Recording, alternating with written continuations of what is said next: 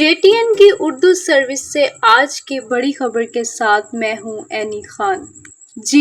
تو خبر یہ ہے کہ دنیا کو قرض دینے والا امریکہ خود قرضوں میں ڈوب گیا۔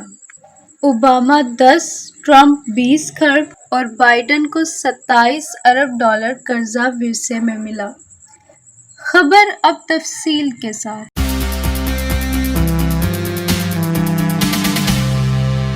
دنیا بھر کو قرض دینے والا ملک امریکہ خود قرضوں میں ڈوب گیا ہے اور اس کا قومی قرضہ تاریخ میں پہلی بار 31 کھرب ڈالر سے تجاوز کر گیا ہے۔ ایک امریکی نشریاتی ادارے کی رپورٹ کے مطابق شرح سود اور افراط زر میں بلند ترین اضافے اور بڑھتی ہوئی اقتصادی عدم استحکام کے ساتھ ہی امریکہ کا قومی قرضہ پہلی بار کے لیے 31 کھرب ڈالر سے تجاوز کر گیا ہے۔ اس حوالے سے امریکی محکمہ خزانہ کے جاری ہونے والے اعداد و شمار کے مطابق پیر تک امریکہ کا کل قومی قرضہ تقریباً 31.1 کھرب ڈالر تک پہنچ گیا ہے۔ اس کی بڑی وجہ کورونا وبا بھی قرار دی جا رہی ہے۔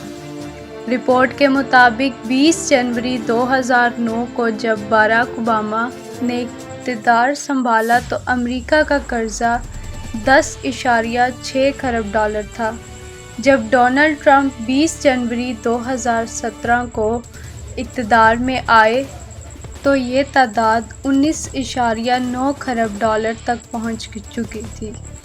جب موجودہ صدر بائیڈن نے 20 جنوری 2021 کو اقتدار سنبھالا تو قرض کا حجم بڑھ کر 27.8 ارب ڈالر ہو چکا تھا۔